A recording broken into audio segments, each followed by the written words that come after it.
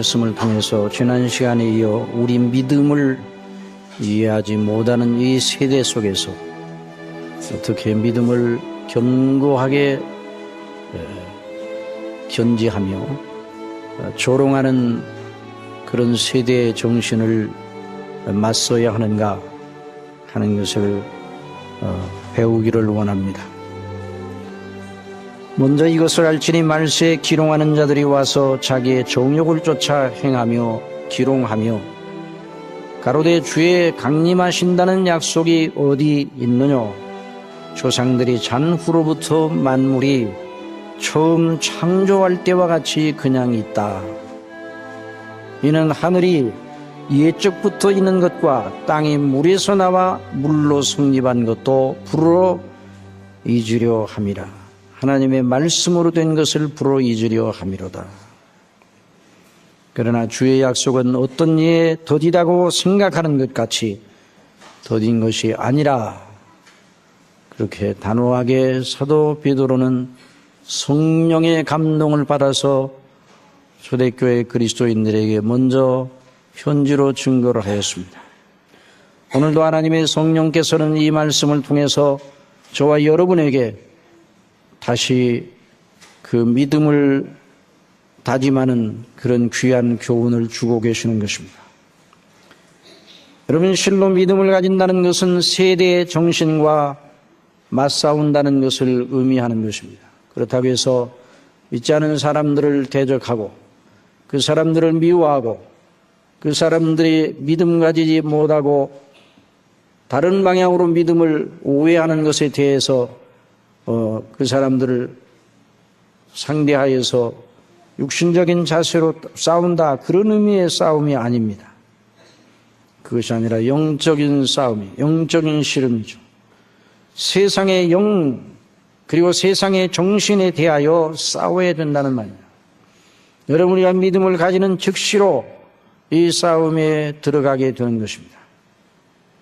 세대 정신과 맞싸우지 않으면 우리의 믿음을 견제할 수가 없습니다. 세대의 정신 속에는 하나님이 없습니다. 그리스도도 필요치 않습니다. 영혼에 대한 문제도 전혀 안중에도 없는 것입니다. 그런 세대의 풍조와 사상에 휘말려가면 우리의 믿음은 견지될 수가 없는 것입니다. 그러므로 믿음 없는 상태에 있다가 믿음 있는 자로 거듭나게 되면 그 사람이 영적으로 하나님 나라의 군대에 들어와 있다, 이렇게 말할 수 있어요. 그리스도의 군사가 되는 것입니다. 그리고 그 이런 세대의 정신으로부터 알게 모르게 조롱과 또한 여러 가지의 회방을 받기 시작한다는 것을 의미하는 것입니다. 그러므로 믿음을 진실로 가지기를 원하는 사람들이 그 초기에 그 믿지 아니하는 가족들이나 믿지 아니하는 친구들이나 또 믿지 아니하는 그를 아는 이웃들로부터 조소를 받지 않은 적이 없는 것입니다. 만일 아직도 그런 일을 한 번도 겪어보지 못했다면 그 사람의 믿음이 아직도 온전하지 못하고 성경이 말하는 대로 믿음이 아닐 수도 있다는 것입니다. 물론 모태로부터 어머니께서 예수님을 믿는 상태에서 이 땅에 태어나 한 번도 교회를 떠나지 아니한 그런 귀한 복을 받은 하나님의 사람들도 없지 않아 있습니다. 그럼에도 불구하고 그 사람이 성경이 말하는 데는 믿음을 가지고 진실된 믿음으로 들어가는 그런 은혜의 놀라운 획기적인 전환점이 있기 마련인데, 그렇게 될 때에 하나님을 알지 못하는 친구들이나 또는 어떤 친지들로부터 저렇게 믿을 필요가 있겠는가 하는 이런 그런 반감을 받기 마련이라는 말인 것입니다. 여러분, 세상은 정말 믿는 것을 어리석은 일로 여기는 것입니다. 그래서 항상 우리는 이 세상에서 믿음을 가질 때 세상 사람들이 우리의 믿음을 알아주고 또 인정해주고 또 여러 가지 모든 면에서 호혜적으로 대할 것이라고 하는 이런 기대를 해서는 안 되는 것입니다. 여러분, 세대 정신은 언제나 이 세상만 있어요. 하나님의 살아계심을 부인합니다. 예수님께서 하나님의 아들이심을 도저히 생각할 수 없는 일로 여깁니다. 구원의 필요성도 생각지 않습니다. 인간의 문제가 있다는 것을 알고 있지만 그 문제가 그저 인격 수양과 도덕적인 차원의 교양과 이런 면에서 얼마든지 해소될 수 있는 문제라고 생각을 하는 것입니다. 구주께서, 우리를 지으신 하나님께서 그 아들 예수 그리스도를 이 땅에 사람으로 보내셔서 우리의 모든 죄를 지시고 십자가에 못 박혀 죽으셔서 그 피로 우리를 구속하셔야, 그 피로써 우리 죄를 씻으셔야 우리가 비로소 구원받는다는 이 논리는 세대 정신에서는 도저히 이해되지도 않고 우스꽝스러운 이야기로 들리는 것입니다. 내세가 없습니다. 이생만 있을 뿐입니다. 영혼 같은 것은 관심도 없습니다. 그래서 십자가의 도가 멸망하는 자들에게는 미련한 것이요 구원을 얻는 우리에게는 하나님의 능력이라. 우리도 전에 예수 그리스도를 믿지 않았을 때는 예수 그리스도를 믿는 것을 그렇게 여길 때가 있었습니다. 그래서 사도 바울이 에베소 교회를 향하여 너희의 허물과 죄로 죽었던 너희를 살리셨도다. 그때 너희가 그 가운데 생하여 이 세상 풍속을 쫓고 공중의 권세 잡은 자를 따랐으니 곧 지금 불순종의 아들들 가운데 역사하는 영이라. 전에도 우리가 다 그 가운데서 우리 육체의 욕심을 따라 지내며 육체와 마음에 원하는 것을 하여 다른 이들과 본질상 진노의 자녀였더니 긍휼에 풍성하신 하나님께서 우리를 사랑하신 그 큰 사랑을 인하여 허물로 죽은 우리를 그리스도와 함께 살리시고 그리스도와 함께 하늘에 앉힌 바 되셨다. 이렇게 말하고 있습니다. 여러분, 지금 이 시대나 이전 시대나 지금으로부터 수천 년 전 하나님을 의뢰하고 경외하던 사람들은 우리와 똑같은 영적인 그런 대항 세력을 늘 가지고 살았던 것을 알아야 될 것입니다. 지금부터 3,000년 전에 살았던 다윗은 시편 17편에서 하나님이 없다 하며 세상의 영에 사로잡혀 있는 자들의 군박을 받으면서 그 풍조와 정신과 그 압제에서 빠지지 않게 해달라고 하나님 앞에 기도하였습니다. 여호와여, 금생에서 저희 분깃을 받은 세상 사람에게서 나를 주의 손으로 구원하소서. 여러분, 사람이 이 땅에 살고 있는데 그 사람의 좋은 몫이 이 세상밖에 없다. 이것이 바로 세상령에 사로잡혀 있는 상태의 인간의 모습인 것입니다. 금생에서 저희 분깃을 받은 세상 사람에게서 나를 주의 손으로 구하소서. 주는 주의 재물로 배를 채우심을 입고 저든 주님이 주시는 재물로 배를 채우심을 입고 자녀로 만족하고 그 남은 산업을 그 어린아이들에게 유전하는 자니다. 그것이 전부란 말이죠. 이것이 세대의 정신, 이것이 바로 하나님 없는 세상 영이 사람들 속에, 죄 가운데 있는 사람들 속에 뿌려놓은 그런 그 악한 사조인 것입니다. 그러나 다윗은 말했습니다. 나는 의로운 중에 주의 얼굴을 보리니 깰 때에 주의 형상으로 만족하리라. 전혀 다른 이 세상의 영에 사로잡혀 있으면, 세상 풍조에 사로잡혀 있으면 재물로 배를 채움을 얻고 자녀로 만족하고 그 남은 산업을 어린 자녀에게 유업으로 물려주는 것, 그 전체가 인생의 목적인 것입니다. 그러나 다윗은 말했습니다. 내가 믿음으로 살며 의로운 중에 세상을 살아가다가 주의 얼굴을 보리니 깰 때에, 물론 아침에 일어나 깰 때에 주의 형상으로 만족할 뿐만 아니라 이 세상의 삶을 살아가다가 언제 하나님께서 부르실 때 영원 세계에서 깰 때 주의 형상으로 만족하리이다.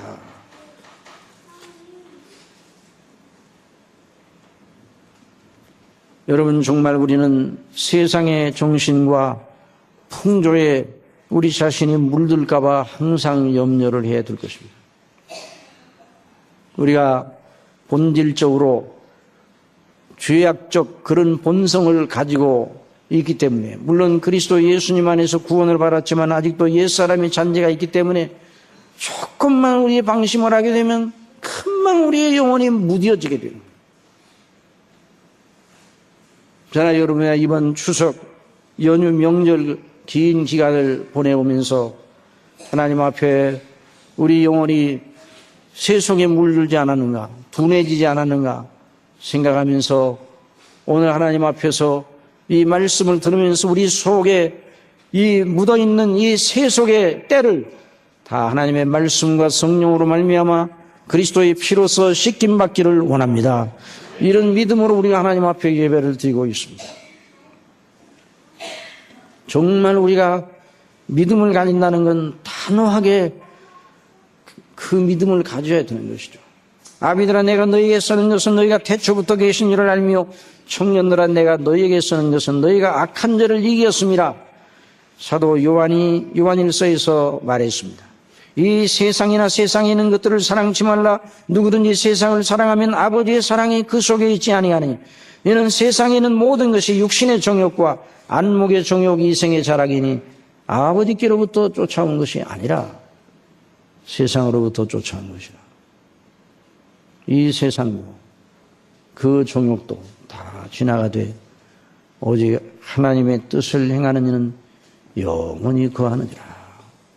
여러분, 이 세상의 어느 것도 지나가지 않는 것이 없습니다.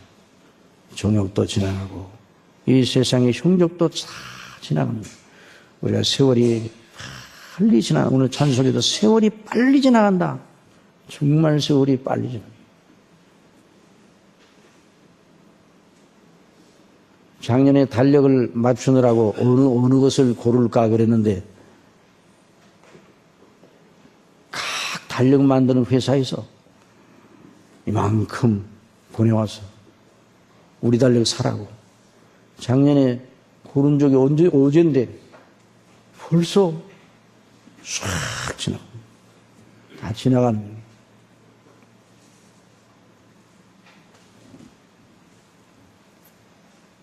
정말 그렇습니다.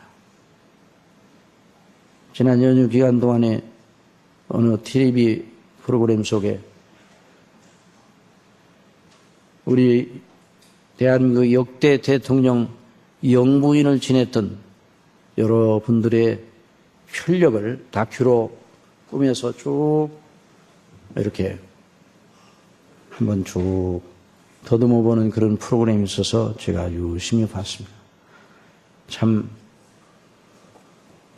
영역의 세월 속에 우리나라 대통령으로 지낸다는 게 얼마나 힘들고 어려웠겠습니까? 그 대통령들이 다 공과가 다 있죠. 그런데 그 뒤에서 영부인 역할을 감당한다는 게 그렇게 쉽지 않았을 거 아닙니까? 그러나 또 어떤 보면 모든 사람들이 부러워. 그래서 영부인이 되는 날 그분들도 놀랬고, 그분을 아는 사람들 놀랬고, 세상 모두 다 놀랬을 겁니다. 최고의 영예의 자리에 올랐다고. 그러나 다 세월은 지나가서 옛사람이 됐어. 다 세월이 지나가서. 그리고 그들이 살아온 삶의 족적 속에 많은 수고를 했죠. 얼마나 고생을 많이 했어요. 영화로웠을 것 같지만 수고로움. 그걸 보면서 참 저것이 저분들이 영부인이 됐다는 게 저분들의 영혼에 어떤 유익이 있었을까, 이런 생각을 해봤어요. 이거는 비단 그분들에 대한 것뿐만 아니라 저와 여러분들에게 항상 우리 자신들에게 물어야 될 것입니다. 우리 하나님 앞에, 영원한 하나님 앞에, 영원한 저와 여러분의 내세를 위해서, 영혼을 위해서 정말 무엇이 유익한 것이냐, 이 세상의 흉정은 다 지나가는 것입니다. 정욕도 다 지나가는 것입니다. 그러면 어떻게 하는 것이 이런 성적의 인생 속에서 정말 지혜롭고 영화로운 것인가? 오늘 말씀을 통해서 그 해답을 듣기를 바랍니다. 그래서 그 말씀을 꼭 붙잡기를 바랍니다. 그래서 오늘 사도 베드로를 통해서 주시는 말씀, 당신 믿음을 위해 치열한 영적 싸움을 하고 있는 이들에게 믿음을 비웃고 멸시하는 세대의 정신에 맞서 무장을 어떤 방식으로 해야 되는가 하는 걸 가르쳐주고 있습니다. 오늘 말씀의 요절은 주의 약속은 어떤 이에 더디다고 생각하는 것 같이 더딘 것이 아니라, 오직 너희를 대하여 오래 참사 아무도 멸망치 않고 다 회개하기에 이르기를 원하시느니라. 다시 말하면 우리 주 예수 그리스도의 약속, 그 약속은 절대적 확실성을 가지고 있다는 말입니다. 주님의 약속은 어떤 이에 더디다고 생각하는 것 같이 더딘 것이 아니다. 주님께는 천년이 하루와 같고 주님께는 하루가 천년 같다. 주님이 하시려면 하루 만에 천년 동안 할 수 있는 일들을 하루 만에 할 수도 있다. 이 말.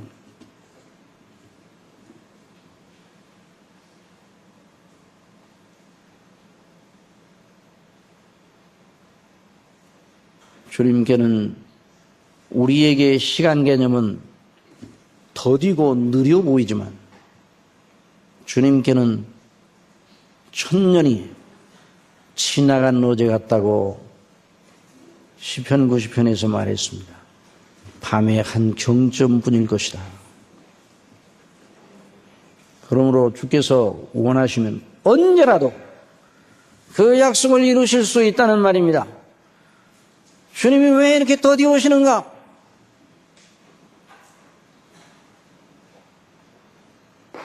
주님께서 약속을 잊으시고 신실하지 못하셔서 그런 것인가? 절대 그렇지 않다. 엿새 동안 천지를 지으셨습니다. 엿새 만에 천지 만물을 지으셨어요. 그 지으신 모든 걸 단순간에 다 녹여버리실 수 있는 분이 하나님이신 줄 믿으시기 바랍니다. 그날의 체질이 뜨거운 불 속에 녹아지는 것 같은 놀라운 일이 있을 것이라고 말씀했어요. 불로 심판하는 그날, 주님 오실 때.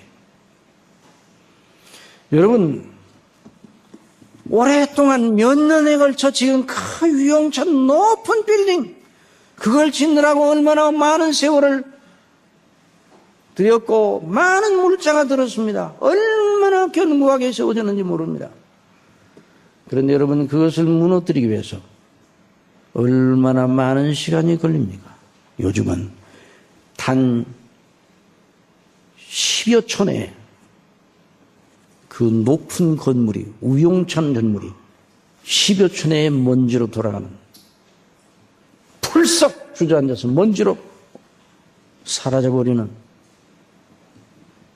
그런 걸 보면서 사람도 그렇게 하는데 하나님께서도 원하시면 언제라도 그 놀라우신 약속의 말씀을 이루실 수 있다는 사실을 잊어서는 안 된다는 말입니다.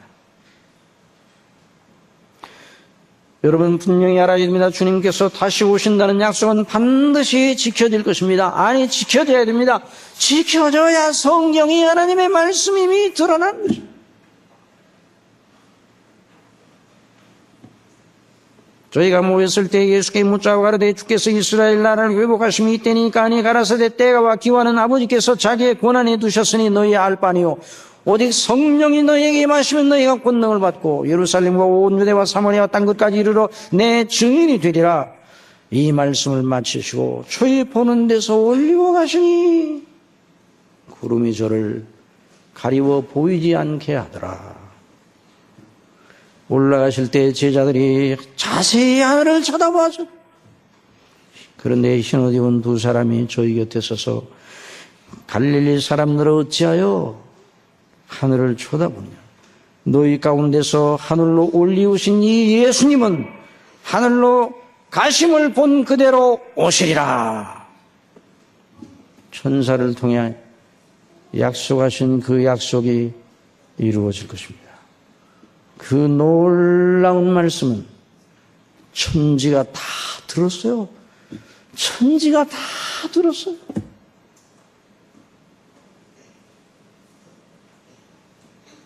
사람 사이의 일도 귀속말로 주고받고 한 일도 지켜야 하는 거 아니에요? 그 약속에 아무리 세미한 소리로 하였다 할지라도 지켜줘야.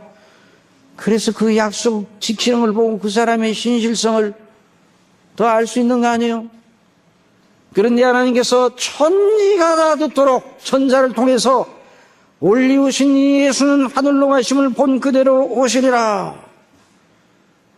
천지가 다 듣도록 광포하신 것입니다.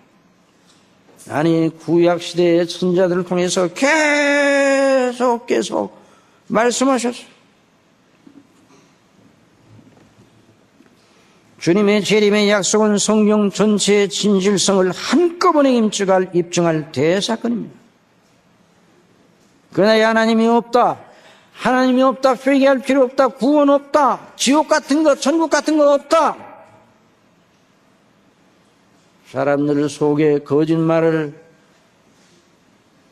믿도록 회유했던 그 사단도 입을 막고 그에 속한 모든 악한 영들, 귀신들도 다 입을 막고 예수님을 찔렀던 모든 이들, 아니 창세의 모든 인생들이 다 다시 살아나 재림하신 예수님과 그 영광을 보게 될 것입니다. 이 일이 반드시 일어나야 되는 겁니다.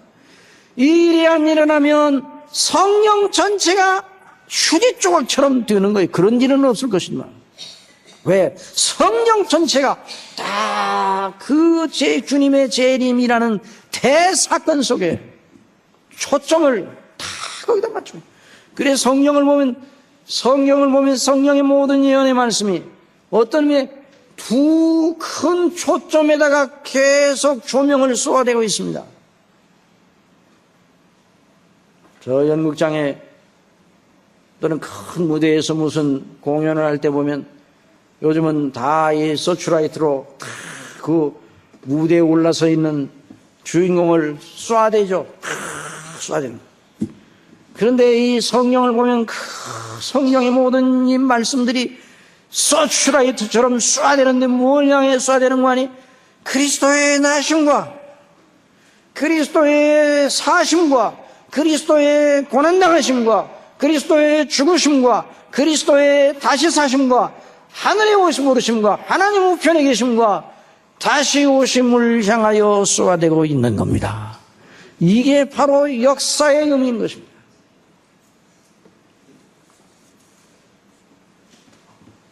이것이 바로 저와 여러분이 존재할 의미와 가치인 것입니다.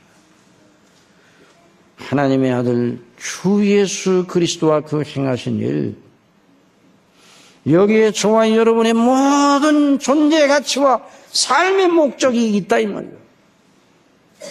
골로새서 1장에서 사도 바울은 말하였습니다. 우리로 빛 가운데서 성도의 기업의 부분을 얻기에 합당하게 하신 아버지께 감사하게 하시기를 원하노라.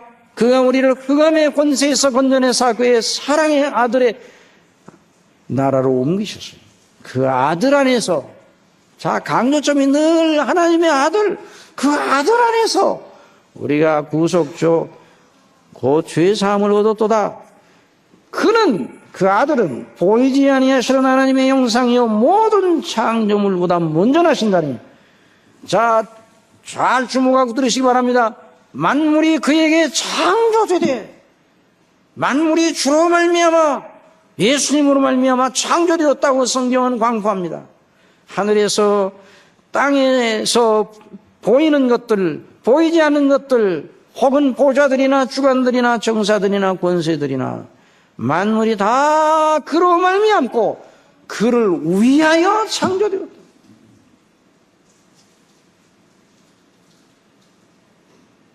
그를 위하여 창조되었다. 그에게 창조되고. 여러분 요한계시록 4장에 보면 하나님의 영광의 보좌 하늘이 열리고 성령의 감동을 받은 사도 요한이 하늘에 열려진 그 광경을 주목하게 되었습니다. 성령께서 하늘의 정령을 보여주셨는데 보라 하늘에 보좌를 베풀었고 그 보좌 위에 앉으시가 있는데 앉으시니가 아니라 하늘에 보좌를 베풀었어.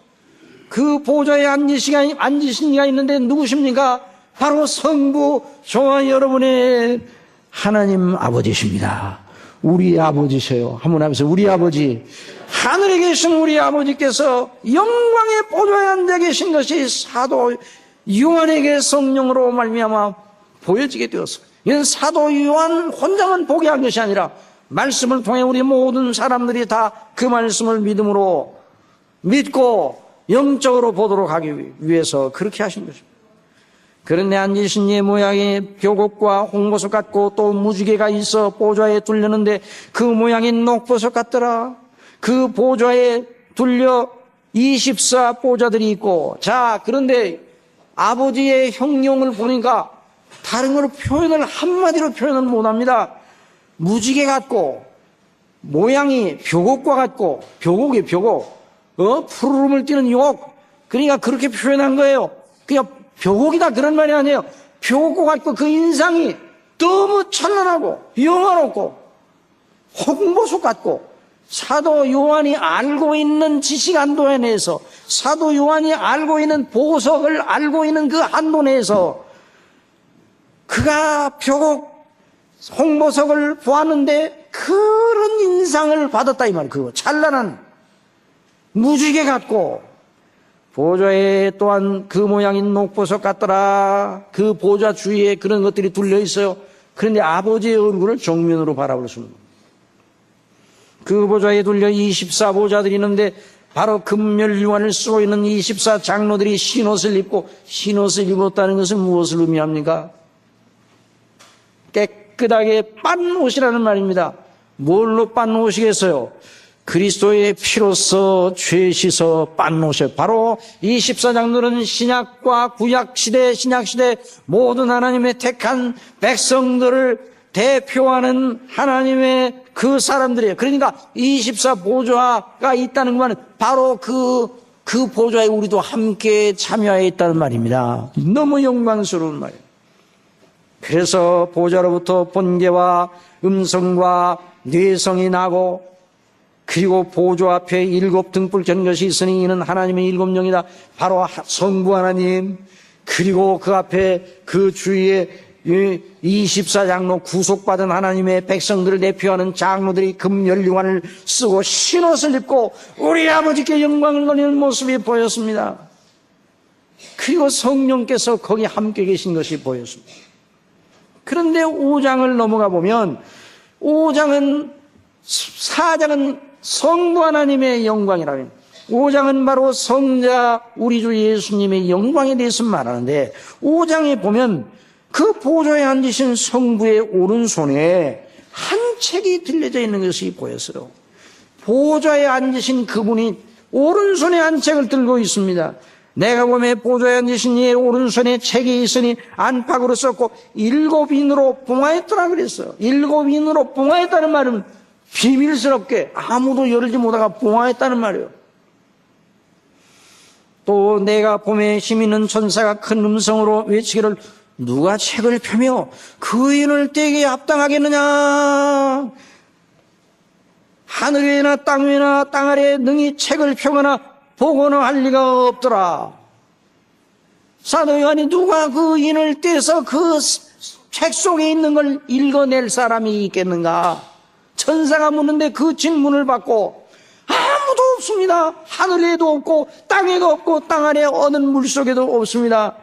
이 책을 보거나 펴거나 하기에 합당한 자가 보이지 않기로. 그래서 사도 요한이 막 생각을 했겠죠. 누가 저 책에 써 있는 것을, 성부의 손에 써 있는 그 책 속에 써 있는 걸 누가 그 비밀을 알아낼까? 그나 아무도 없어요. 그래 너무너무 답답해요. 크게 울었다고 그랬어요. 여기 울으면 그 책 속에는 비밀을 알아내야 되는데 아무도 그 비밀을 알아낼 자가 없어요. 사랑하시는 성도 여러분, 그 성부의 손에 들린 책은 무엇이겠습니까? 그 책이 안팎으로 가득 쓰여져 있었는데 그 책이 무엇이겠습니까? 한번 따라합시다. 아버지의 통치백서. 아버지의 통치백서예요. 천지만물 창조하신 모든 것을 다스리고 통치하시는, 그리고 계획과 목적이 그 책 속에 써 있다. 그 책 속에 모든 만물에 대한 것이 다 써 있어요.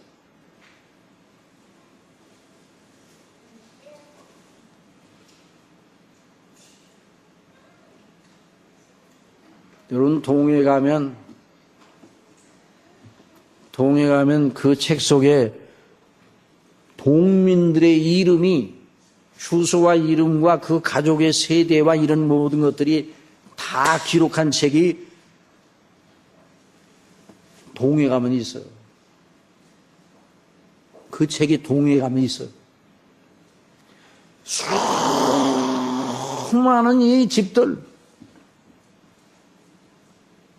살고 있는 집들에 대한 모든 그 내역이 저 등기소에 가면 책 속에 있어요. 책 속에 다 있어요. 그래서 이 나라도 그렇게 유지가 되는 거예요.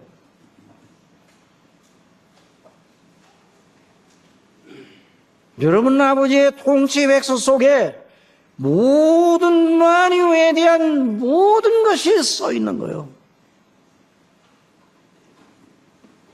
하나님이 지으시고 다스리시고 주장하시는 모든 만유에 대한 것이 다 그 속에 써 있는 거예요.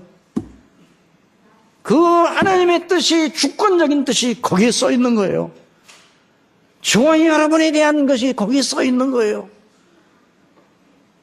저 산기슭에 요즘 피어 며칠 해를 보다가 시들어버릴 들국환송이 아주 이른 아침에 깨어 짹짹 뽀르륵 날아다니는 참새 한 마리의 운명, 17년간 땅속에서 구더기로 있다가 번데기의 과정 없이 땅 위 나무 아래, 나무 위로 올라와서, 성충이 되면 나무 위로 올라와서 허물을 벗고 여름 한 달간 계속 울어대다가 생을 마치는 매미의 일생,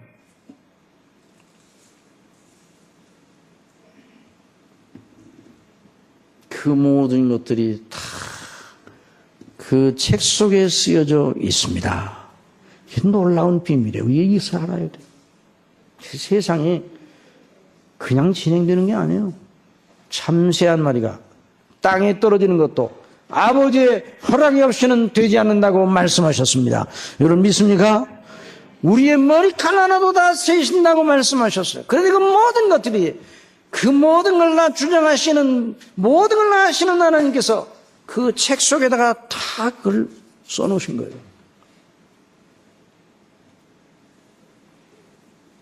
모든 인생, 모든 나라, 저와 여러분 각자의 금생과 내생과 영원한 운명에 관한 하나님의 주권적인 뜻이 그 책 속에, 아버지의 책 속에 기록이 되어 있습니다. 그런데 누가 그 책 속에 기록되어 있는 걸 읽어낼 수 있는가? 그걸 읽어야 우리를 향하신 하나님의 뜻을 알고 그에 합당하게 처신할 텐데, 그 책이 임봉되어 있으니 아무도 뗄 수가 없으니 답답해, 견딜 수가 없어. 그래서 이 사도 요한은 울었다고 그랬어요. 크게 울었다고. 그 책 속에 있는 비밀을 알면 얼마나 좋겠습니까? 저와 여러분의 비밀이, 저와 여러분에 관한 비밀이 그 책 속에 있음을 믿으시기 바랍니다. 그 책의 인을 누가 떼시냔 말이에요. 우리가 뗄 수도 없어. 그래서 크게 울었는데, 그때 24장로 중에 하나가 내게 말하되 울지 말라. 유대 지파의 사자 다윗의 뿌리가 이겼으니 그 책과 그 일곱인을 떼시리라. 이런 음성이 들렸습니다. 그리고 사도 요한이 보았습니다. 보좌와 네 생물과 장로들 사이에 어린 양이 있었는데, 누가 서 있었다고요? 어린 양, 세상 죄를 지고 가는 하나님의 어린 양이로다. 우리의 주 예수 그리스도, 저와 여러분의 죄를 지시고 대속하신, 십자가를 지신 바로 그 예수님이, 그 인자 되신 예수님, 어린 양 되신 분이 거기에 계셨습니다. 그가 떼시리라. 그 어린 양을 있었는데 일찍 죽임을 당한 것 같더라. 일곱 뿔과 일곱 눈이 있으니 이 눈은 온 땅에 보내심을 입은 하나님의 일곱 영이더라. 어린 양이 나와서 보좌에 앉으신 예 오른손에 책을 취하심에, 우리 아버지의 손에서 책을 취하실 분은 성자 예수님밖에 없습니다. 바로 여기에 우리 소망이 있는 거예요. 네 생물과 24장로들이 어린 양 앞에 엎드려 검은고와 향이 가득한 금대접을 가졌으니 이 양은 성도들의 기도들이라. 새 노래를 노래하며 가로되 책을 가지시고 그 인봉을 떼기에 합당하시도다. 일찍 죽임을 당하사 각 족속과 방언과 백성과 나라 가운데 사람들을 피로 사서 하나님께 드리시고 저희로 우리 하나님 앞에 나라와 제사장을 삼으셨으니 저희가 땅에서 왕 노릇하리로다 하더라. 내가 또 그 보고 들음에 보좌와 생물들과 장로들을 둘러선 많은 천사의 음성이 있으니 그 수가 만만이요 천천이다. 큰 음성으로 찬미를 불렀는데 내용은 뭡니까? 죽임을 당하신 어린 양의 능력과 부와 지혜와 힘과 존귀와 영광과 찬송을 받으시기에 합당하시도다. 이것이 바로 찬미의 내용이에요.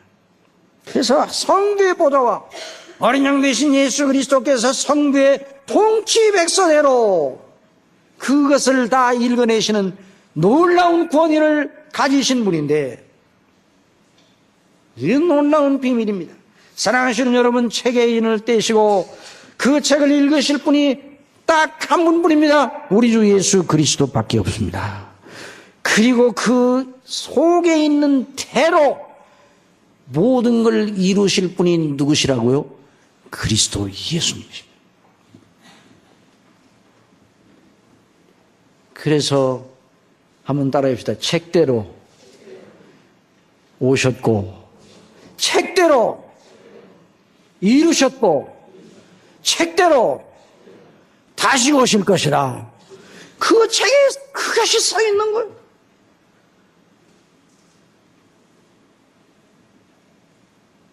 그 놀라우신 우리 주 예수 그리스도께서 아버지의 뜻대로 이 땅에 오셔서 그 뜻이 그 책 속에 써 있어요. 그 뜻의 비밀이 구약 성경 선지자들 통해서 예언으로 계시해 주셨고 그 계시대로 이 땅에 오신 거예요. 그 통치백서의 아버지의 통치백서의 핵심적인 가장 중요한 내용이 바로 구약 성경이에요. 그 중요한 내용들을 이루신 놀라운 역사가 신약 성경이에요. 신약 성경대로 다시 오셔서 그 책 속에 써 있는 대로 이루실 분이 우리 주 예수 그리스도의 다시 오심입니다. 이것이 놀라운 역사의 해안이에요. 이걸 모르면 역사를 이해를 못하는 거예요.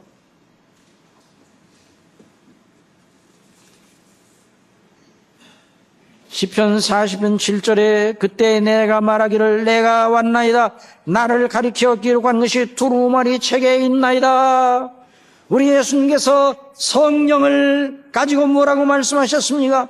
이 너희가 성경에서 영생을 얻는 줄 확신하고 알고 이 성경을 상고하거니와 이 성경이 곧 내게 대하여 하는 말이로다 말씀하셨습니다.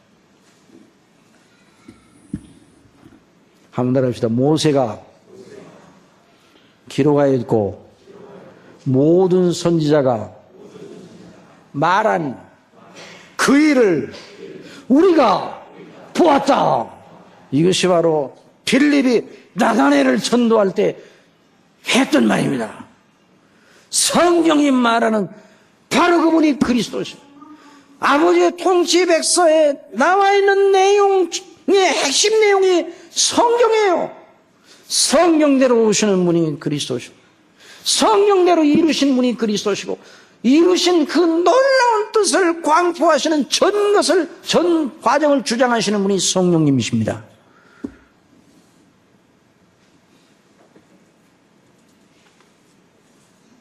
그리스도의 나심과 그리스도의 이 땅의 사심과 그리스도의 사람으로서 이 땅에 사시고 사람으로 죽으시고 대속의 주가 되셔서 영원한 인자가 되셔. 우리 예수님은 영원한 하나님이시고 또 영원한 사람이 되셔서 이제는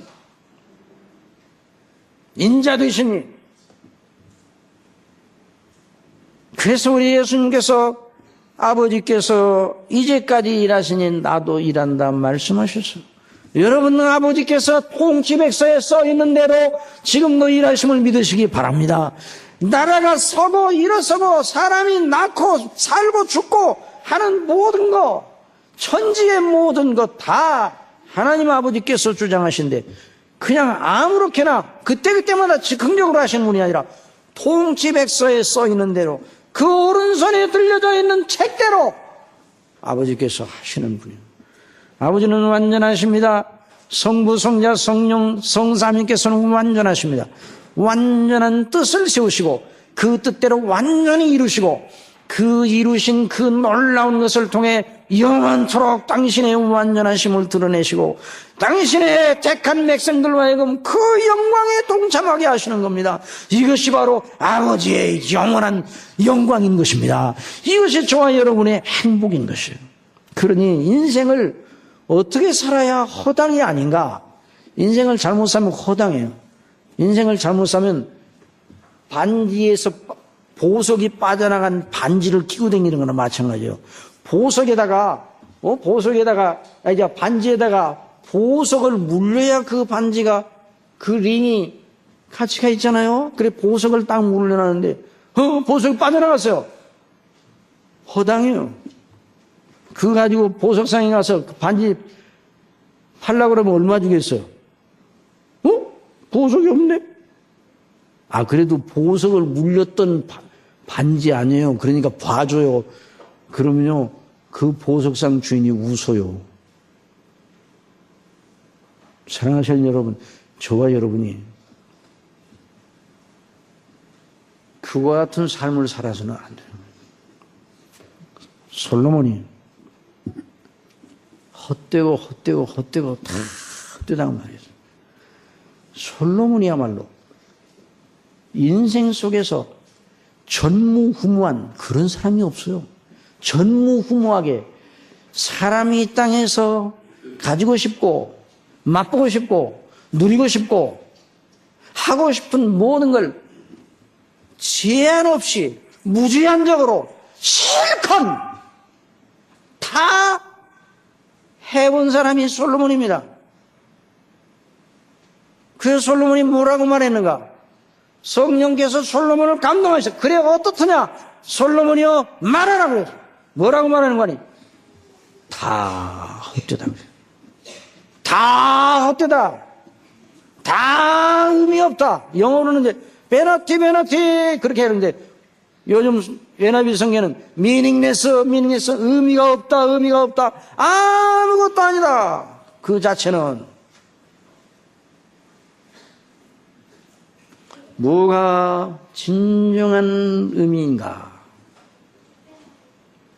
전도서의 결론은 무엇입니까? 해 아래 수고하는 모든 인생의 수고가 그 자체로는 다 헛되다는 말이에요. 창조자를 기억하라. 그것이 인생의 허물을 극복하는 오직 유일하고 완전한 해법이다. 창조자를 기억하시기 바랍니다. 아버지께서 우리를 헛되지 않게 하시고 우리를 죄 가운데 구원해 내시기 위해서 보내신 예수 그리스도 그 안에 예수님 안에 아버지께서 당신의 모든 충만을 다 넣으셨어요. 그러므로 예수님이 이 땅에 오셔서 구원하신 이 놀라운 일은 작은 일이 아니랍니다. 오늘 이 본문에 있는 말씀을 보십시오. 주님께서 하신 약속이 더딘 것이 아니라 왜 이렇게 더디게 늦게 오시는 것처럼 왜 약속을 안 지키는 이렇게 더디게 하시는가? 사람이 그렇게 느껴지게 왜 하셨는가? 해답이 있어요. 그 해답은 무엇인가 하니 9절에는 말씀 다 같이 읽어봅시다. 주의 약속은 어떤 일에 더디다고 생각하는 것 같이 더딘 것이 아니라 오직 너희를 대하여 오래 참으사 아무도 멸망치 않고 다 회개하게 이르기를 원하시느니라. 사랑하시는 여러분, 다 회개하여 예수님 믿고 구원받기를 원하셔서 예수님이 오시는 때를 늦추신다는 거예요. 회개하여 구원받을 기회를 주시느라고 예수님께서 아직도 안 오시는 겁니다. 그러니 역사의 의미는 무엇인가? 왜 인간 역사가 진행되는가? 분명히 여러분 아셔야 돼요. 예수님 믿고 구원받고 하나님 나라의 백성이 되도록 더 많은 사람들이 그렇게 되도록 하기 위해 그 기회를 주시느라고 그러신 거예요. 그러니까 저와 여러분이 이 땅에 사는 삶의 가장 중요한 엑기스 목적이 무엇인가? 딱 한 가지예요. 예수님 믿고 구원받고 하나님의 영광을 위해서 사는 겁니다. 그것이 빠지면 그건 허당해요. 보고서 빠진 링이에요. 이 세상에 어떤 사람이 세상에 아무리 좋은 걸 자랑하더라도 예수님 믿고 구원받았습니까?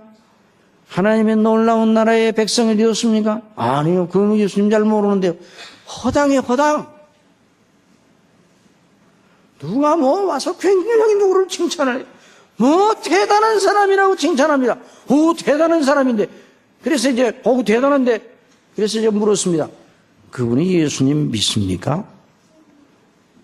아니, 뭐 예수님은 안 믿고, 그분은 예수님 없어도, 법 없어도 천사 같은 사람이에요. 예수님 믿느냐고요? 아니, 예수님 모르는 건가요? 교회 나갑니까? 아니, 안 나가는 것 같은데. 그 다음에 그 사람에 대해서 아무리 침이 튀기도록 1000번, 100번 칭찬한다 할지라도 성령대로 제가 그 사람의 삶에 대해 평가를 하겠습니다. 저는 차라리 나지 않았으면 좋을 뻔하였도다. 이게 바로 예수님의 평가예요. 가룟 유다에게만 하신 게 아닙니다. 이런 역사가 왜 진행된다고요? 예수님 믿고 구원받도록 하시기 위해 진행되는 거예요. 그러므로 역사의 가장 중요한 요점은 뭔가? 선교예요, 선교. 복음 전도예요. 교회가 존재하는 목적이 무엇인가? 복음 전도와 선교예요. 역사의 그 궤적이 어떻게 흐르는가? 선교 역사와 함께 흐릅니다. 역사를 따라 선교가 진행되는 게 아니라 선교의 역사와 함께 인간의 역사가 진행되는 줄 믿으시기 바랍니다. 선교 역사에 따라서. 그렇다니까요. 여러분들이 이번 키리키즈 비슷한 불같이 명령을 하나님 내리셔가지고 저도 환급하고 우리 장로님들도 환급하고 아마 성도님들도 환급했어요. 아마 이렇게 빨리 명령을 받아가지고 빨리 복종해가지고 며칠 걸렸어요. 14일도 안 되는 것 같은데. 그렇지, 14일에 딱 14일 만에 하나님 앞에 다 특별한 음악하고 하는 이런 교회가 그렇게 많지 않을지 몰라요. 우리 성도님들이 다 아름다운 마음으로, 다 장로님들 또 성도님이 다 한 마음으로 그게 하나님의 뜻이구나. 뭐 황급해서 어쩔 줄 모르긴 하겠지만 하나님의 뜻이구나 생각하고 이렇게 한 건 너무너무 잘한 거예요. 하나님께서 은혜 주실 줄 믿습니다. 우리 교회 하나님께서 더 큰 은혜를 주실 줄 믿습니다. 하나님의 나라와 영광을 위해 더 맡겨주실 줄 믿습니다. 이게 바로 하나님의 영광이에요. 그래서 사도 바울은요, 그런 생각 없이 세상의 인간적인 수준으로 물리적인 차원에서만 생각하고 모든 걸 따지는, 그래서 하나님도 없고 예수님도 없는 세계는 저주의 세계라고 말해서 사도 바울은 심지어 이렇게 말했어요. 누구든지 주 예수 그리스도를 사랑하지 않는 자는 저주를 받을지어다 그랬어요. 고린도전서 16장에. 그 교회 안에 그런 복음을 반대하고 회방하는 사람들을 염두에 두게 했을 거예요. 그러나 우리 사랑하는 우리 중심교회 성도님들이 이렇게 한 마음으로 이 일을 위하여 함께 협력하고 순종하는 하나님 앞에 정말 향기로운 헌신인 것입니다. 그러면 어떤 분이 이렇게 참 이번에 저 목사님 말씀하시는 거 보면 이번에 한번 저렇게 잘하니까 다음에 또 계속 그런 일이 일어나겠구만. 염려하지 마시기 바랍니다. 왜 염려? 앞으로는 그런 일이 없을 거라는 말이 아니라 그런 일을 하나님께서 우리에게 맡기실 때에 씨 심을 자에게 씨 심을 것뿐만 아니라 먹을 것도 함께 주시는 분이심을 믿으시기 바랍니다. 역사의 의미가 거기 있다니까요. 그러니까 그 일에다 우리의 인생을 초점을 맞춰서 가게 되면 하나님께서 함께 하신다는 이 놀라운 그 영광을 맛보게 되는 거예요. 세상 끝날까지 내가 너희와 함께 있으리라 하시는 이 말씀은 무엇인가? 너희가 가서 각 족속으로 제3제자를 삼아 아버지와 아들과 성령의 이름으로 세례를 주고 내가 너희에게 분반 모든 걸 가르쳐 주게 하라. 그러면 세상 끝날까지 내가 너희와 함께 있으리라 말씀해 주셨습니다. 이걸 믿으시기 바랍니다. 그래서 하나님의 나라와 영광을 위하여 여러분들이 무엇을 하든지 무슨 일을 하든지 그리스도 예수님을 믿는 걸 최고 영광롭게 생각하고 내가 복된 자다. 무슨 일을 하든지 여러분이 다 사역자가 될 수는 없어요. 그렇지만 똑같은 마음으로 함께 교회에서 하나가 되어 영광을 돌릴 때 주의 이름이 나타나고 우리 한국교회에 주신 이 놀라운 그 빚을 우리가 갚아야 되는데 그래서 많은 선교사들이 나가 있는데 이 일을 위하여 우리 교회도 특별한 명령을 내리신 줄 압니다. 이번에 이제 좀 시간은 지나갔습니다만 이번에 길산 거기에서 제게 처음 전화를 선교사님 하셨을 때 저도 갑자기니까 뭐가 이게 갈피가 안 잡혀지더라고요. 그래서 점점 그분하고 계속 교제를 하면서 나중에 그분이 말씀을 했습니다. 총 들어가는 인원이 거기에 64명인데 수용인은 64명이에요. 가서 세미나 말씀을 증거하고 세미나를 한 그것이 수련을 한 것이 64명밖에 못 들어가는데 여러분 놀라지 마십시오. 하루 만에 마감이 되었습니다. 어떻게 마감이 되는가? 카자흐스탄에서 어느 선교사님이 전화를 했더니 하루 만에 30명이 등록을 했습니다. 카자흐스탄 현지인들이에요. 러시아로 통역을 한 거예요. 그런데 거기서 오려면 어떻게 오느냐?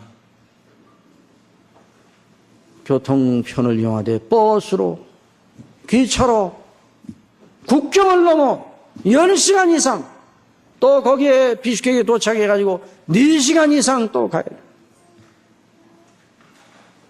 그러므로 하루 종일 와야 돼요.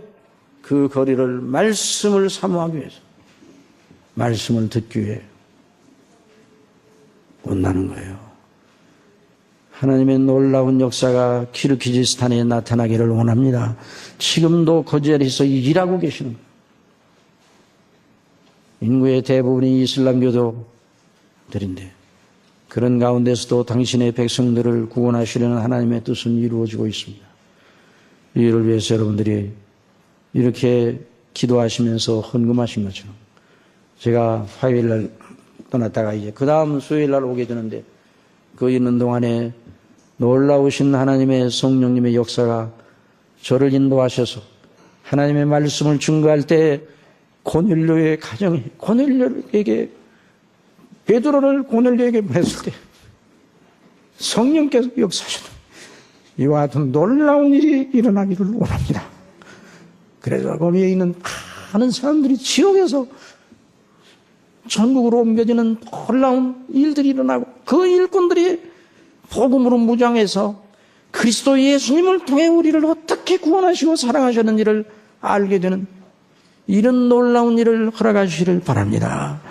그래서 우리 이 거룩한 역사를 통해 하나님의 살아계심을 알고 우리가 더 믿음으로 주님을 섬기는 것이 얼마나 영원한가를 알게 되는 이런 역사 있기를 원합니다.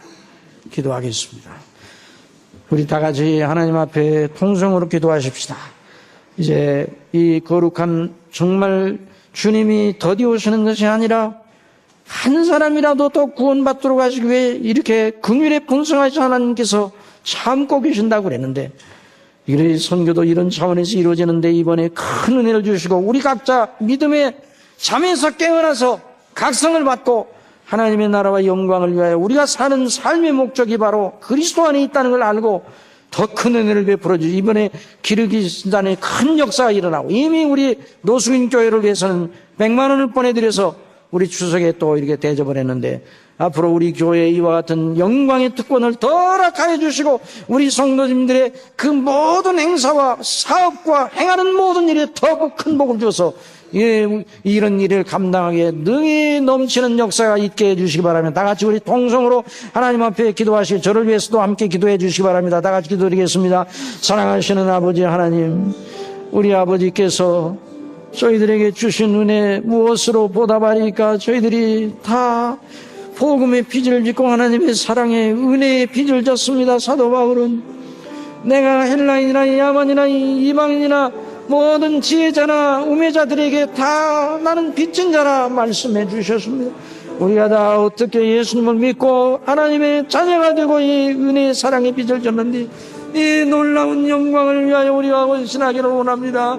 이 땅에 살아가는 삶이 아버지는 주님 없는 삶은 바로 다 헛된 인생이요 다 헛된 수고요 아무것도 아니라고 말씀해 주셨는데, 이제 우리 주 예수님 안에 우리의 날들이 허무한 날들이 아니라, 우리의 날들이 작은 일들의 날들이 아니라 하나님 앞에 아름다운 날들이 되게 해주시고 주의 영광을 위하여 아버지 놀라운 역사이기, 이번에 키르기즈스탄에 고넬료의 가정에 일어났던 것과 같은 놀라운 역사가 일어나게 하여 주시옵소서.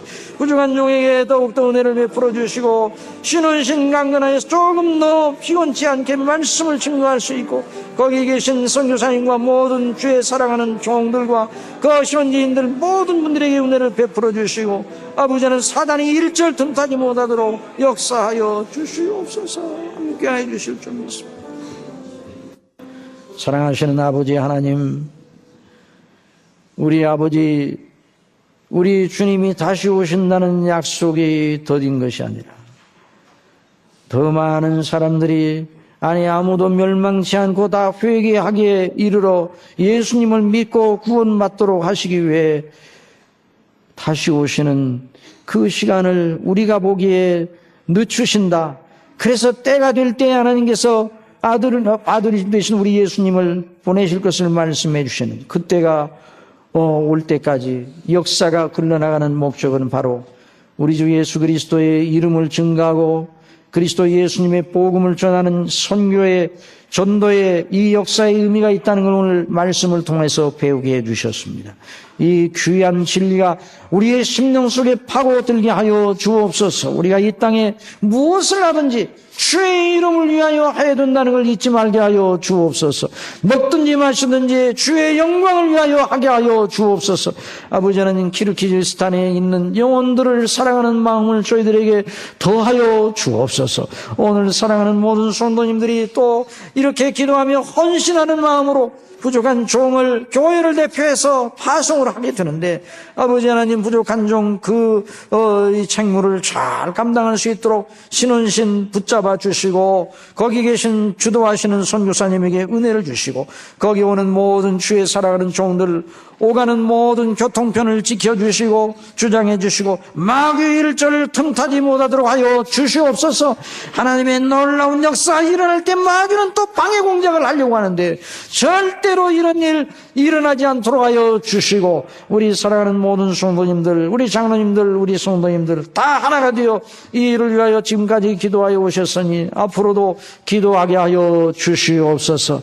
아버지 하나님, 그래서 이 땅 위에서 우리가 살아가는 삶의 의미가 무엇인가를 더 확실히 깨닫고 그리스도 안에 더 견고히 서서 아버지 우리 중심교회가 예수님 오실 때까지 촛대가 옮겨지지 아니하고 계속 대대로 복음의 그 횃불을 밝히는 교회가 되게 하여 주옵소서. 아버지는 자라나는 모든 어린이들, 그 자라는 세대들에게 복을 더하여 주시옵소서. 아버지 우리 사랑하는 모든 성도님들의 생업과 자녀선과 그 행사에 복을 더하여 주옵소서.